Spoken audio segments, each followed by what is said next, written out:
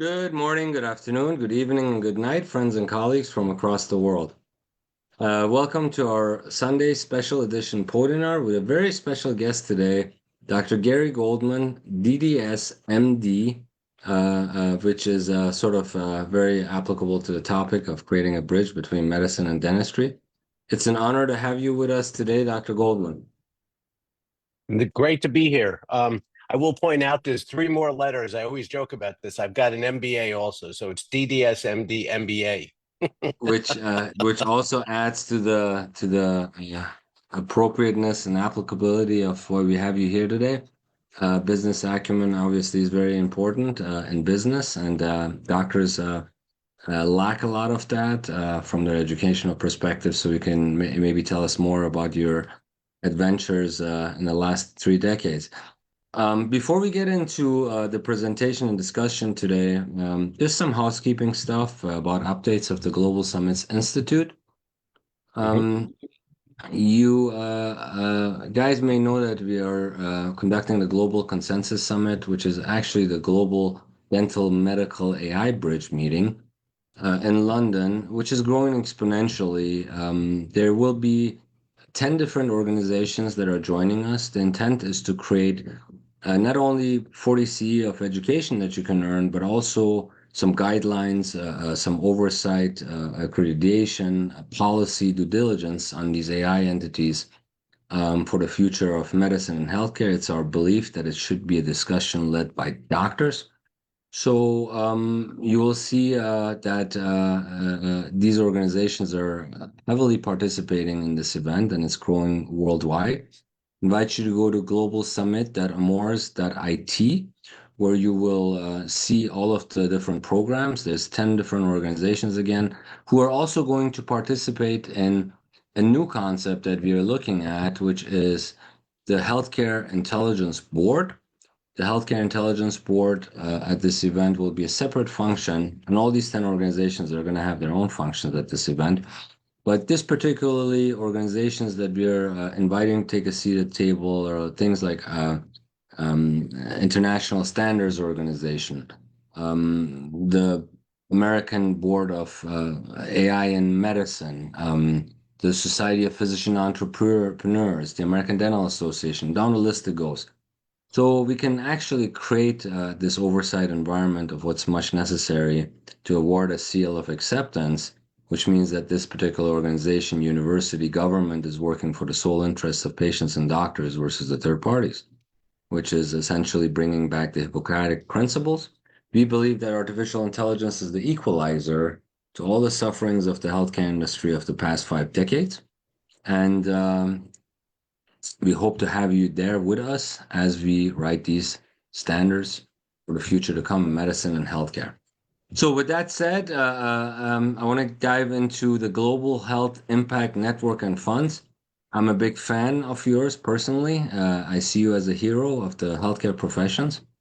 Um, Dr. Goldman, before I read your bio, just my experience with him as a doctor who was in practice after dentistry and medicine and MBA and all of those things, he thought to himself, hey, why don't we equalize and democratize the healthcare industry versus allowing all these parties to waltz in and a benefit of the hard work that we do and 20 plus years education that we undergo through for them to profiteer, it should probably be something that's to be done by doctors. So he starts his network and he starts his fund to help young entrepreneurs or even older entrepreneurs to gain access into commerce and bring their visions to life.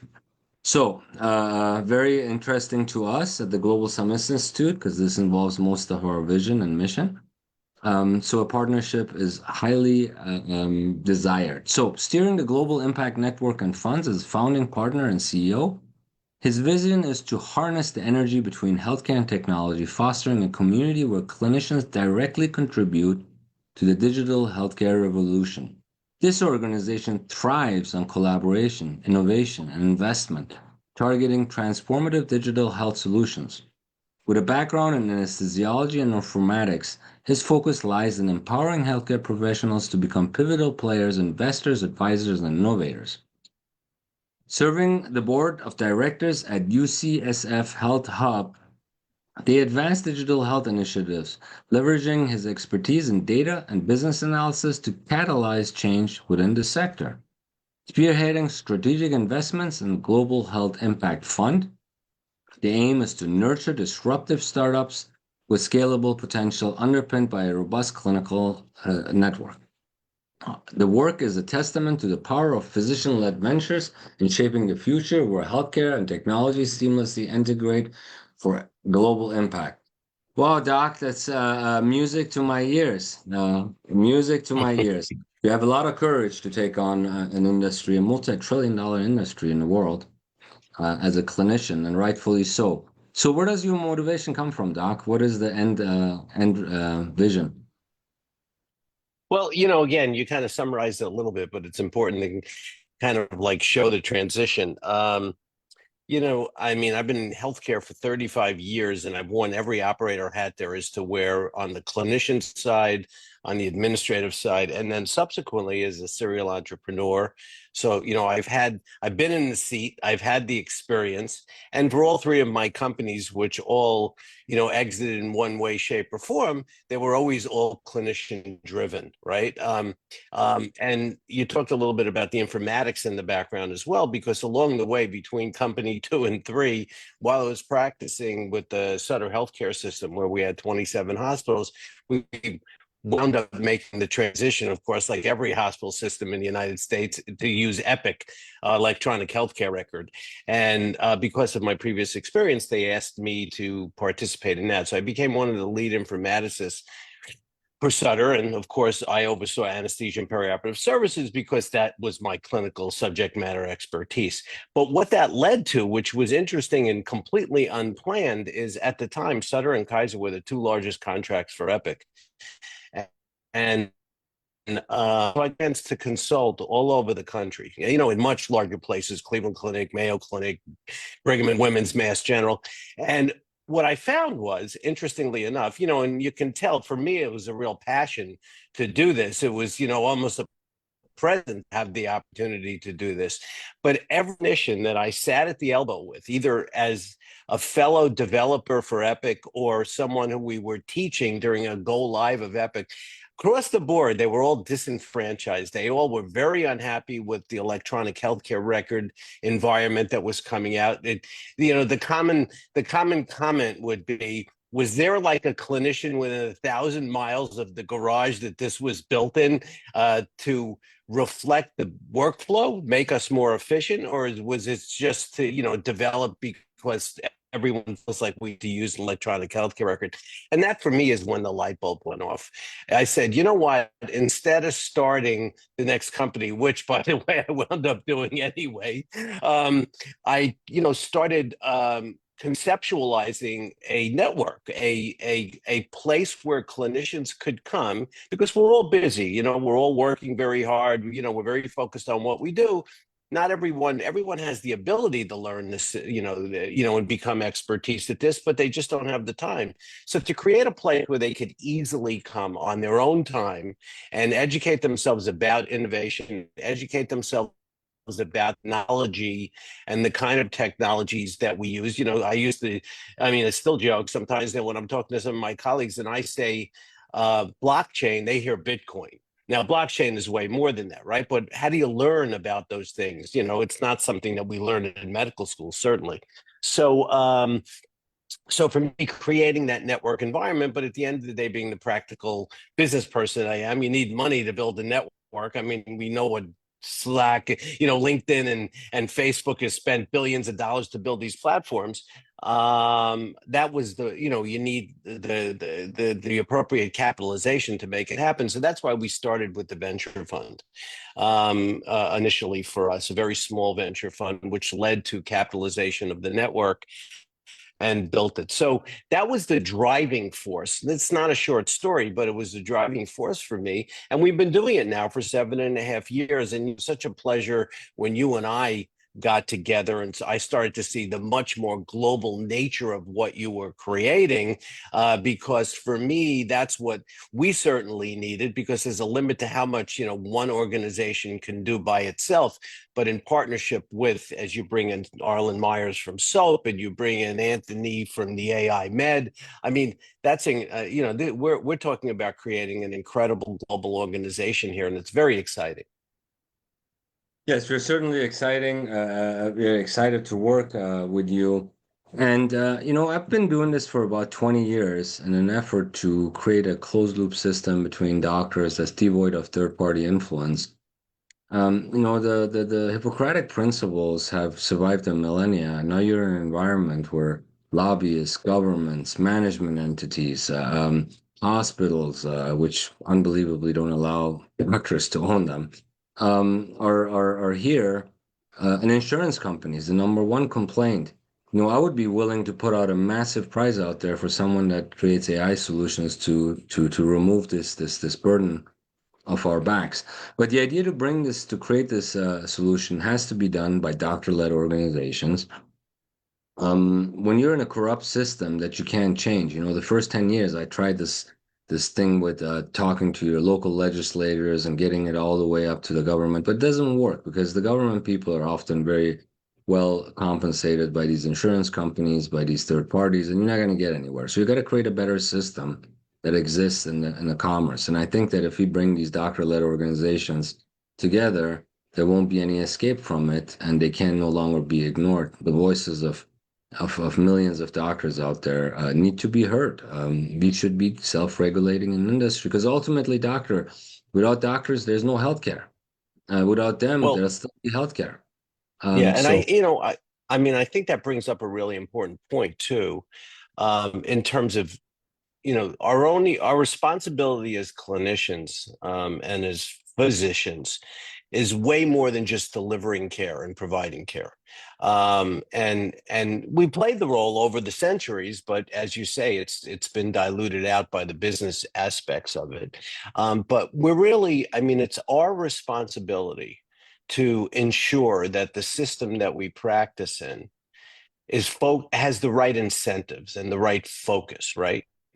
I mean, at the end of the day, and it's almost like sometimes I feel like I have tinnitus in my ear because I say it so much. It's constantly that the only thing it should be about is the patient and the provider and the patient-provider interface. And at the end of the day, that's all that really matters. Okay. So how do we accomplish that in a system where the physicians, the clinicians, I've evolved from using the physician word to, clinician, because there's a lot of multidisciplinary aspects to what we do, is that we have to be the brokers, right? It's our responsibility to ensure that we're working to create that system that we know has to be created. And it's not easy because it's us and the patients against the world, so to speak. And that's what we're trying to create here, right? A groundswell of support and focus to create a system from insurance, from compensation, from delivery, for access, you know, um, in a way where it's globalized and it's equitized, right? There is equity across the system. And it's great. We're spoiled. We live in the US. We have a quote unquote great healthcare system in terms of what we have access to. But at the end of the day, there's the rest of the globe too. And that's one of the wonderful things about digital health is it's finally given us a platform that we can deploy globally through, these little devices that sit in front of us all the time now. Everybody has one. So that's the exciting part also. But it is our responsibility, as you said. So you come in for about 8 years. You have built up this framework. Tell us a little bit more about GHINF.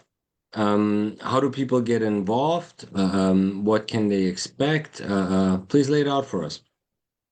Yeah, great. And yes, and basically, the organization was created almost a tri-prong approach. tripod approach. There's the fund, okay? And what is a fund at the end of the day? A fund is a capitalization vehicle that provides financial support as well as other support. And there's an interesting concept about that.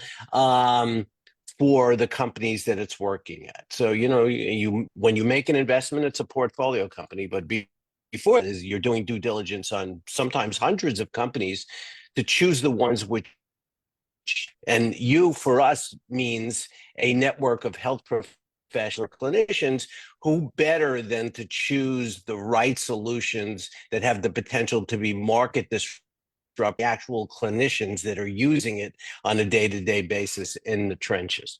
So the fund itself is a standalone, but it can't really stand alone by itself, because if it's really going to try to do everything, it has to wait all of the resources and processes of doing the due diligence, right? So you need a network of clinicians if you're really going to have venture capital fund or an investment vehicle is picking the right companies. There's no way to do it without the appropriate clinician support. I mean, look at the Theranos of the world. We know all the disaster stories when the clinicians weren't initially involved.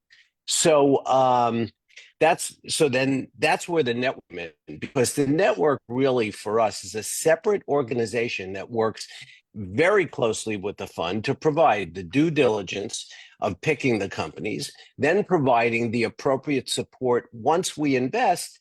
Again, my mentor years ago said to me, when I decided to do this 7-8 years ago, do you want to be a venture capitalist or a vulture capitalist? And I laughed a little bit when I heard that, because I said, well, what do you mean by that? And he said, well, if you're going in there to just capitalize companies and that's all you're interested in doing, that's kind of vulture capital. Whereas if you're walking in and bringing a network like what you're creating into it, you then step in and work with the companies closely, side by side, from a board level, from a position of helping them reach their milestones by providing the right resources and introductions. Well, again, who better to do that than a network of clinicians that are associated with all these big healthcare organizations, where they can make introductions, they can make recommendations as to how to build a platform to support the clinicians, the patients, and the system that it's being built for. So that's where the network sits.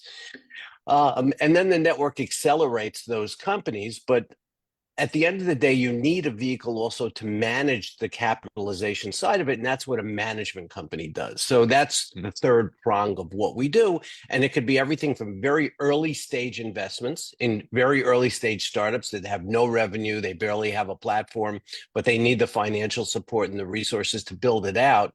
And then being able to take it and at the different milestones and stages, bringing an additional capitalization at the different levels, a seed round versus, let's say, a C round, right? It depends on the amount of money and what you're using the money for. So that's what needed to be created. And that was my motivation. And it's not, it's not a small,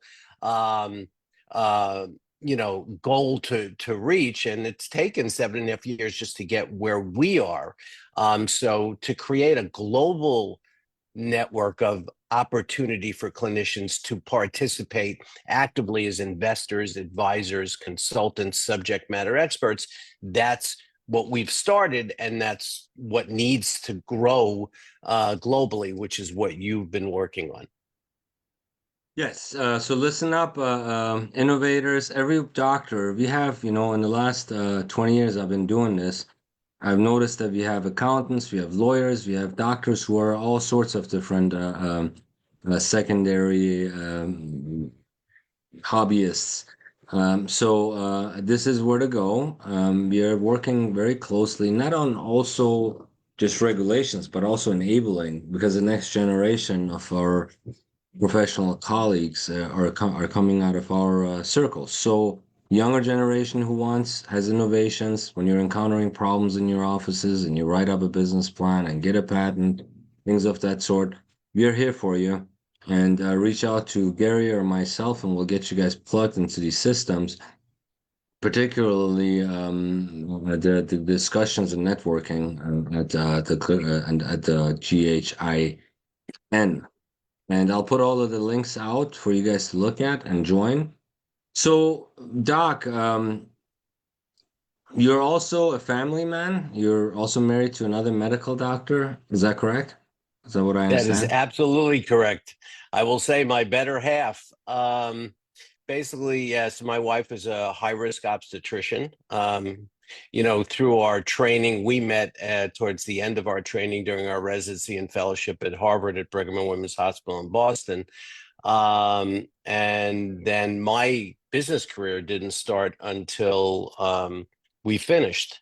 And again, not everyone can catch accents, but I have a fairly thick Brooklyn accent. I'm from Brooklyn, New York, a poor kid from a poor family who, knock wood, has done well. And we met along the way. My wife was also from New York, and she went to med school out here at UCSF. So that's why we came out to the Bay Area, where we live now. And, we just celebrated our 37th anniversary, So it's Congratulations. been a thank you, and it's been a partnership the whole way. I certainly wouldn't have been able to do everything that I've done without having her support and her backing to do it. And yeah, it's been fun. It's been a fun ride up until now. It's quite beautiful that you live and breathe and execute all that is for healthcare, medicine, and dentistry. But just to throw that out there, you were first a dentist before you were a medical doctor. Is that correct? Yes, and again, we've talked about the story, but it's good since we have an audience of clinicians that'll appreciate this.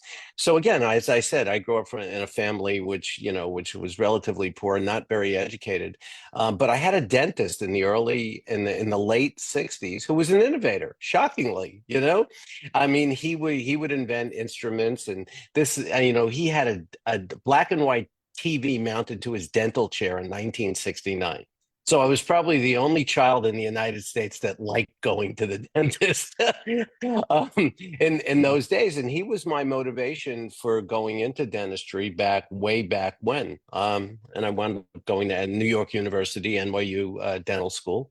Um, and towards the end of it, I got a bit of experience in dental anesthesiology, which was the ability to make it very comfortable for patients who are very anxious in a dental chair. And I did that. And that's what kind of led to me going back to med school. Is I got so interested in dental anesthesiology. I had 3 offices that practiced in Philadelphia. And I went back to become a full-fledged anesthesiologist. So yeah, it was kind of an interesting transition for me at the very early stages of my career. Your career stands out, and it's a great guide to other colleagues to follow some of your footsteps. I always say I wish I had these mentors that I have now. 20 years ago, I'd have saved millions of dollars in mistakes that I've made. Now, let's get to your MBA. You mentioned something earlier, and I often recommend to my colleagues to go get an MBA. They're deprived of any business knowledge or education in the existing systems. Now, what is your take on that, and why did you go out and get an MBA? Oh, it's again another great Gary story. So, there's 2 ways to get an MBA, and again, from my generation, I'm almost 70. There weren't a whole lot of MD or DDS MBAs in those days. The concept just didn't exist. So many of us got our quote unquote education about MBA by doing, right? Starting a company, working with a mentor who's done it before, and then going through the steps, right? So, to me, when you look at a true MBA, depending, especially if you're trying to do it as an innovator, as an entrepreneur, frankly, the best way to do it is to start a company, right? Because you have to do all those things, but you have to educate yourself. And again, talk about something that we don't get any education about in professional school. You got to figure it out on your own. But we're in a different point time now. We've got the internet, we've got the web, we've got education is so much more accessible to us in so many different ways that again, after the 3 companies and the 3 exits and starting the fund, well, one of the we brought into fund 1, our first fund, a neurosurgeon from the Penn system, Chris Kager. I'll give him a shout out. Chris was great. He became one of the first investors in our fund.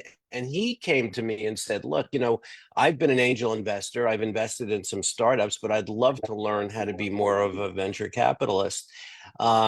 He said, so can you show me? So he came in and he invested in the fund, and then we made him an early stage kind of, we call it a venture partner, where he learned how to raise capital.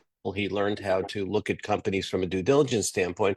And one day he called me up and he said, "Hey, Gary, you want to do an online MBA with me?"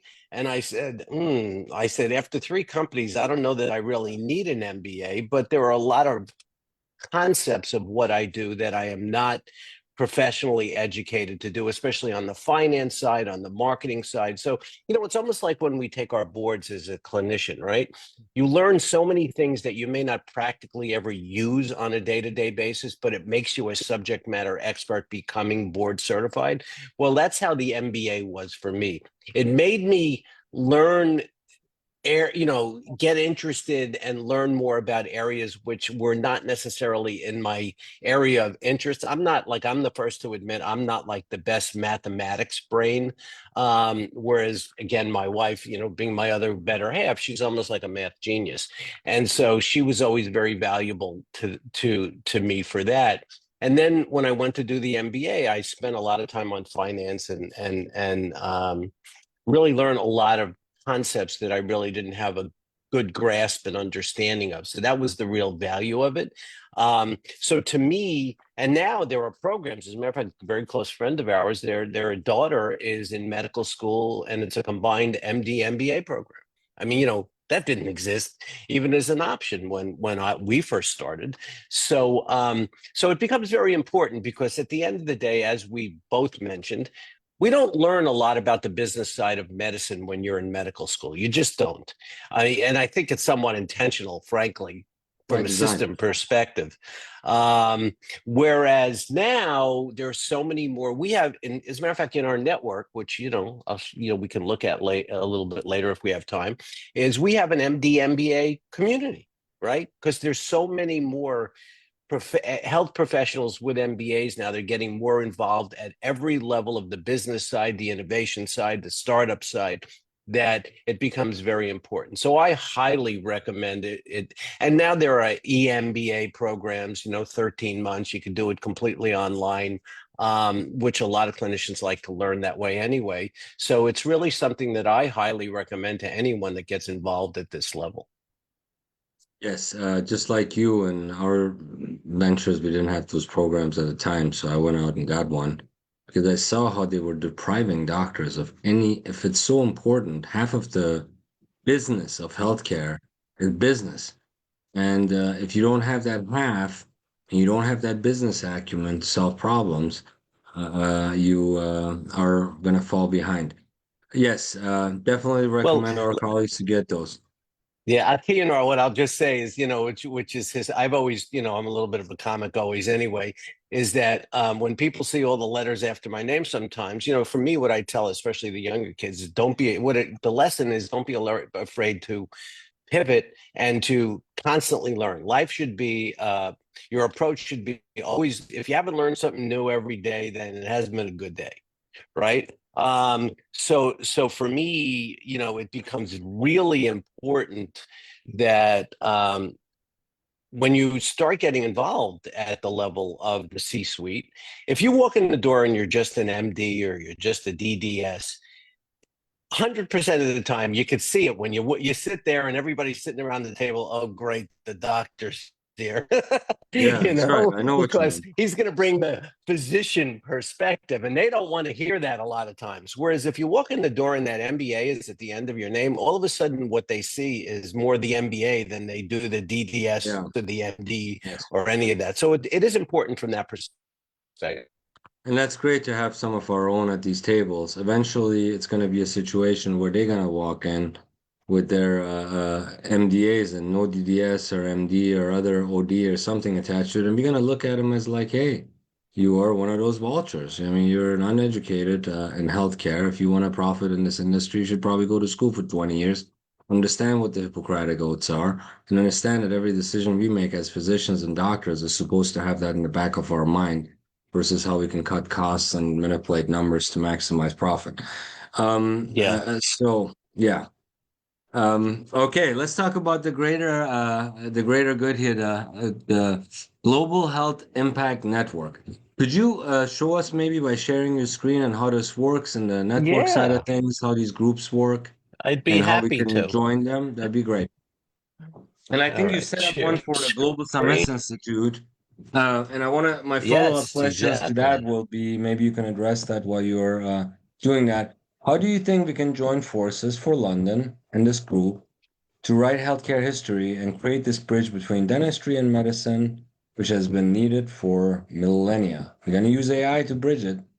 You're going to use AI for predictive analysis. You know, we are as dentists and your best half, I should say, as a dentist, you know that you're the first line of defense in healthcare. Now, with predictive analysis, these patients come to us twice a week. They give us all their health data and they update it with us. We are in the forefront of medicine now as dentists, not the medical doctors.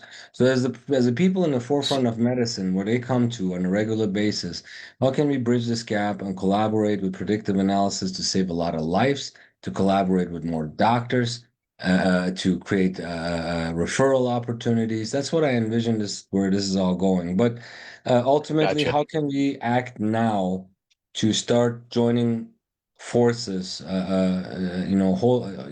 Interlocking arms as we prepare to regain autonomy in our own industry, Doctor. Great. So, can you see my screen? Yes. Okay, great. So, I've got a combination of a PowerPoint and then the actual platform itself. So, basically, I think it's always important to talk a little bit about the background of the platform. So, again, as I mentioned, when we started the whole network and fund, we were looking to create the fund, but we were also looking for a way to create when it's clinicians. Clinicians tend to be very risk averse individuals for obvious reasons. Look at what we do.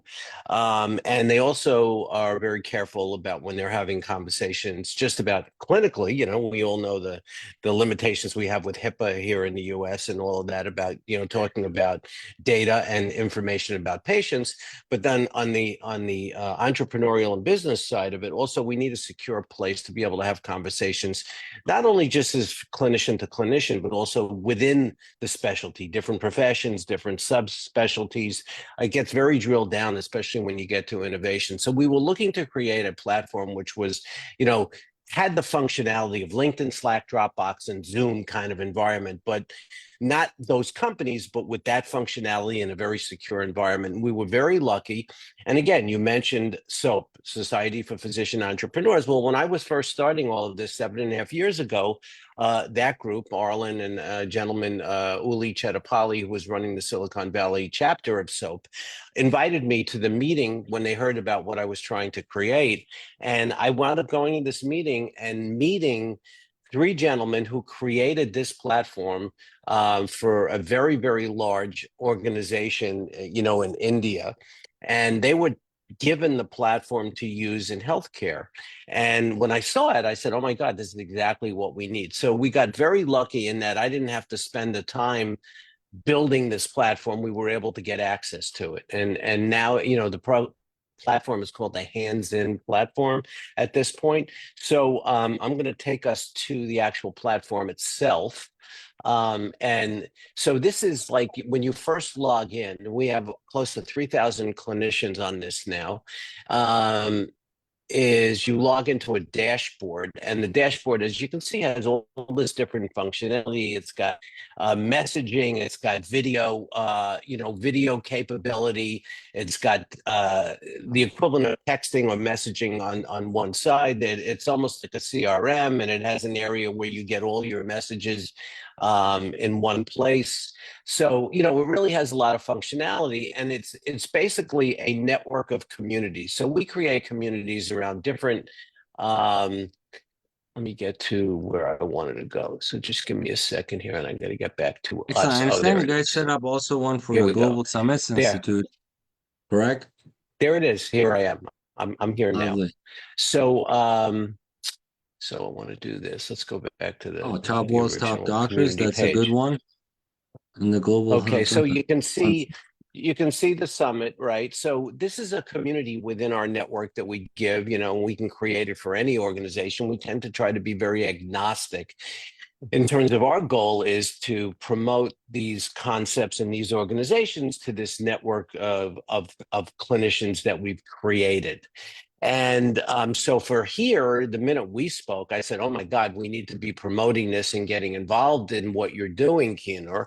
So we created this platform for you. And you can see that, any member here, you've got a 55 just to start, it's been populated with 55 individuals. And here, let me go back. So the members can collaborate by creating conversations, and those conversations can then promote collaboration and communication amongst the members of this particular community and also the entire network on different topics and different ideas that are promoted within the system, including, let's say, a venture fund or whatever it is. So this is how we use the platform to promote all the collaboration within an organization. And this particular hands-in platform can be used by any organization internally to keep it extremely secure. And it's also a network of networks because it allows different organizations and networks to collaborate with each other in a very controlled, secure fashion so that it's safe for a group of clinicians or a group of innovators to be able to collaborate about a particular topic. And it's not promoted to the rest of the world like some of the other platforms that we're used to. So is the platform, is there, is this a good just overview? Yeah, it's excellent. I'm encouraging the Dream Team members of the Global Summits Institute, as well as other partners to come in as we prepare for the London event. And that's a good start to join forces. I appreciate that, and I will be very active in that group myself. Great. And as you can hear, what I have up on the screen is, so one of the things that we will do in addition to having the summit community is together we can create a community just for the London conference. Okay. And I love talking about this because this is kind of related to when I had my first company, which was in the continuing medical education space, is it creates an environment where, a lot of times when you go to a meeting, it's a one and done. You go to the meeting, you meet a bunch of people, and then what now? You have to take the initiative to then further collaborate with those individuals. But with our platform, what we do is we take a conference, we create a community around it. We invite in all the speakers, we invite in all the attendees, and then each speaker and their topic has a thread, as you saw, and the learner, the attendees can collaborate before the conference with the speakers, so the speakers can deliver a lecture and a conversation which addresses the desires of the audience, which is very important and gets missed on a lot of conferences. During the conference, it has a little, we have an app, so you could be walking around the conference and you could be looking at simultaneous meeting as they're happening. You can collaborate with people who are either in the meeting or going to a meeting. And then after the conference, the most important part of it is you can go back to the platform, to the hands-in platform for and conference, and you can foster ongoing collaboration and communication with the attendees and the lecturers to promote it. And then what we do is we take those topics that have the most engagement and we create a whole community around it. So it really fosters this idea that's a safe place for the clinicians and the attendees to collaborate around ideas, which could ultimately result in new technology and new innovation. So it's very exciting to be able to accomplish that. Oh, exciting. Yes, I'm gonna go and start posting there. I'm very excited about this. Any opportunity where doctors can come together and advance our joint mutual vision is of high interest to us. And we appreciate you building a community. I was also roaming around, and what I love about what you have built is you got chiropractors, optometrists, pharmacists, medical doctors, dentists, down the list it goes, collaborating and speaking freely, devoid of third-party influence, which is a beautiful thing. Absolutely. So Gary, what is your take on this whole AI thing? Do you think we can control and tame this beast as So doctors? God, and it's so timely. So I was telling you that I was just at a conference in Silicon Valley yesterday for the whole morning, which was focused on it was at the Santa Clara County Medical Association. So it was all physicians that are interested in participating, like what we're trying to create here. And the topic was AI. So there were some very prominent local Silicon Valley uh, um, individuals, not only clinicians, but also technology people who are working on different solutions. And, and AI is such a broad, I always joke a little bit that AI at this point in healthcare is like crypto, the new crypto. Everybody, including organizations who want to get attention, will put those two letters in somewhere within their presentation to get everybody's Yes. interest. And you've heard me before that I don't love the AI word, okay, because of the A stands for the wrong thing. It's not artificial intelligence. It's not there to replace clinicians and have us working with technology to take care of patients. It should be either assisted or augmented intelligence, right? It's there to, and when we're talking to our community and our audience, you know, clinicians are very leery about it, especially when you have individuals like Bill Gates out there making comments that in 9 years there won't be any more clinicians; they'll just be bots and agents taking care of patients, which is a scary concept at best. But more importantly, is if you look at it from the top down, right? It's like when somebody comes to me and they say, "Hey, Kianor, hey Gary, I need a cholecystectomy. What GI surgeon should I go to?" I always say, well, look, I'm going to preface this by saying you need to understand that, like any other profession, there are good plumbers and bad plumbers, okay? And every profession has a bell curve, okay? And we want pretty much most care to sit in the 80% of the middle of the bell curve, right? Where we're practicing good medicine, following the standards, following the protocols, and taking care of patients in a good way with good outcomes. But then there are always going to be outliers on both sides of it. Now, if on the right side of the bell curve, you've got the outliers who are, the top of their field in surgery, they have the most hand-eye coordination and But they've got Gary, a it very has to good make sense. reputation, It has to make sense. right? You And mentioned you but mentioned Bill Gates, and Bill Gates was chosen as the person to comment on viruses in humans. He spent his whole life dealing with viruses on computers, and then somehow he becomes the expert on viruses and vaccines and medicine. It's a problem. It's nonsense. It's all Of these course, third of, parties. of course it is. But that's why, as we talked about, that we have to be the brokers of this and really start to be much more vocal, about it. But to finish what I was saying is, but on the left side of the curve, look, at the end of the day, look at me when I was a dentist. And one of the reasons that I stopped being a dentist and did anesthesia and went into medicine is I realized that I didn't have an artistic bone in my body when I went to dental school. And I knew I would never be like the best cosmetic dentist that could be. And that's, you could see my personality. I want to achieve the best I can in what I do. And so I realized that probably I should focus in on what my abilities are and my expertise. And so that's why I kind of went more down the intellectual path of, the anesthesia and pharmacology and all of that. So sometimes we have to follow our path. But now we're in a day and age where, look, to be a good clinician, it's not easy because the look, they say now that the wealth of clinical medical knowledge is doubling every 63 days with all the technology that we have and all the research that's going on.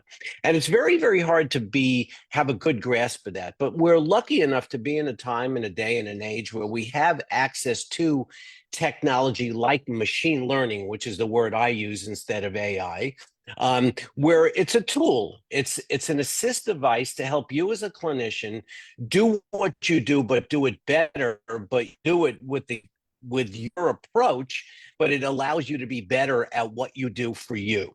And that's how I look at assisted intelligence right now. And I try to reassure the clinicians that as long as we become the brokers of good care by showing how we can use this to improve care between a patient and a provider and not replace it with a robot in the future, or a technology, that's what really needs to happen. So that's really my 10,000-foot view of where we're going with AI, and where we need to go. And by stepping in and getting involved in the capitalization side, getting involved in the innovation side, the acceleration side through the networks that we're creating, we'll have more and more control over the process.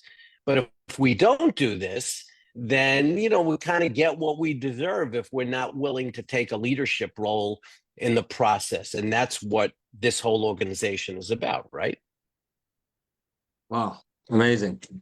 That's what we're going to try to achieve together in London, and I'm hopeful that the mission and vision will come to life.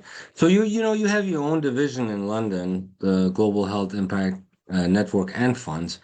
Can you give us an idea? There's 10 different divisions going on. They're all talking and collaborating. They're lectures and they're going to get together. And then at night, we have this Hippocratic Awards ceremony. It's the first one, a lot of firsts at this event.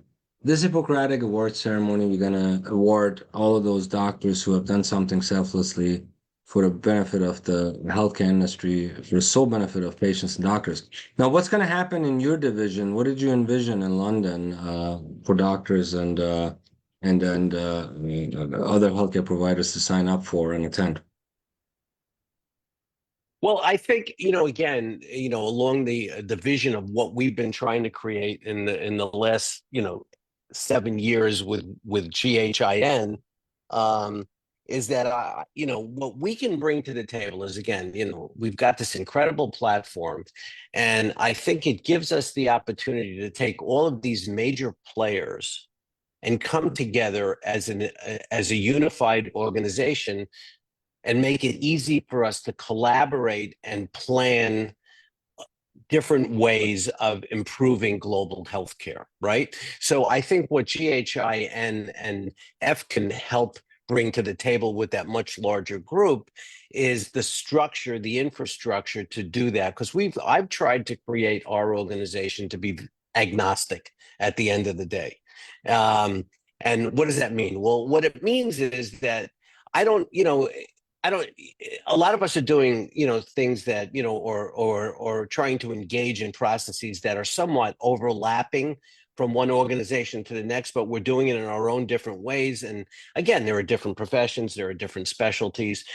So if we can start to create a convenient place for everyone to come together under one umbrella, then it becomes much more amenable to collaboration and communication together as a unified organization. So that's what I believe that our network and fund create. We also are expanding globally, but it's that's what you've been doing for quite a while. So I'm very big into why reinvent the wheel. It makes no sense. Whereas if you can foster collaboration with different partners that have different expertise and come together, then all of a sudden 1+1, what's the term? 1+1 equals 10.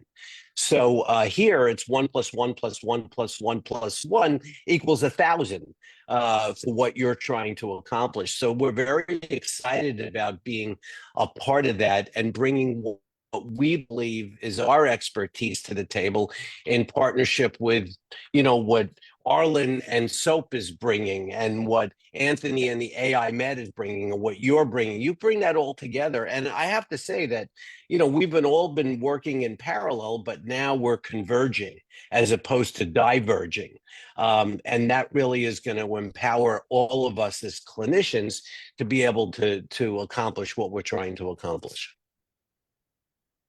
Lovely. How exciting to have other doctors in the world who see this vision and who foresee that if you don't do something, you're soon going to be eliminated. And I think, For me, the AI is the equalizer. If we win and if we control and regulate and oversee and create an environment for advocacy over AI versus these third parties, we have a future. If we don't, what's going to happen is, the robots are going to slowly come around and do a lot of tasks in dentistry, which they're already doing, crown preps, fillings, what have you. And these DSOs will have a field day with this, and these MSOs, DSOs, they'll get rid of us.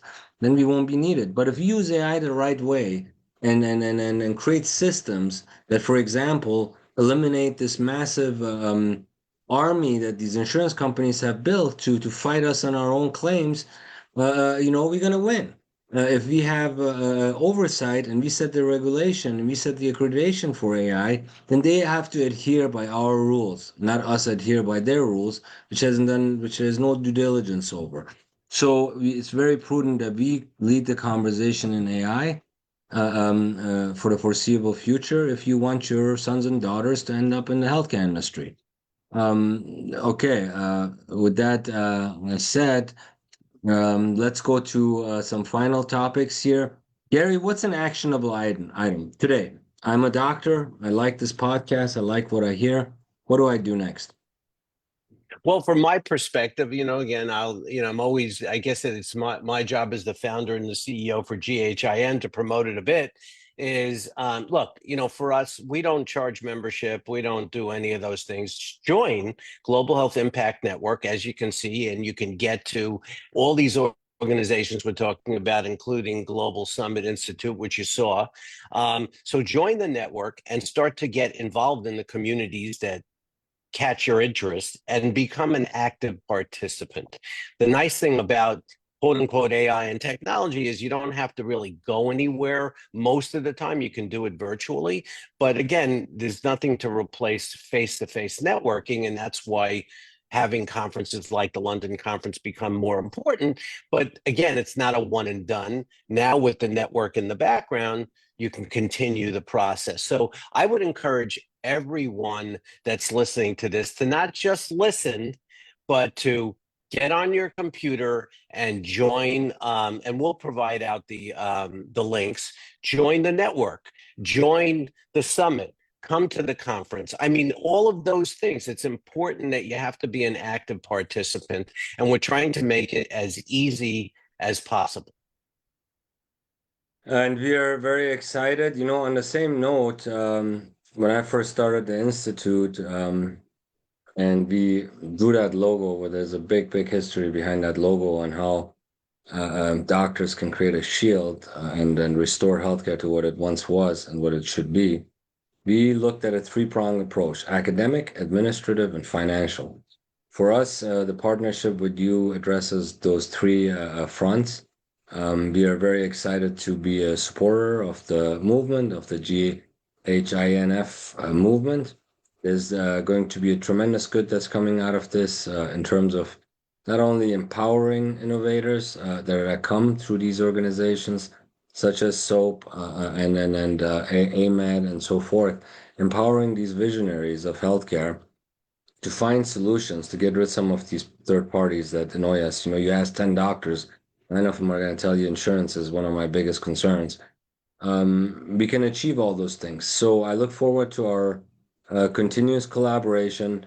The links that you're putting out, I'll list them also in the podcast, so our colleagues can go to them and start getting ready for the London event, where we intend to rewrite healthcare history. Dr. Goldman, it's a tremendous honor to have you today, and that you've taken time out of your Sunday to come and spend some time with your colleagues. And I look forward to starting and continuing to grow this vision of yours and this vision of ours to restore some autonomy in the healthcare industry. Thank you so much for coming in. Well, and again, thank you for having me, but more importantly, thank you for doing everything that you're doing, Kianor, as well. It's very exciting, and we have a great future ahead of us. So again, thanks. Thank you so much. All right. Bye-bye.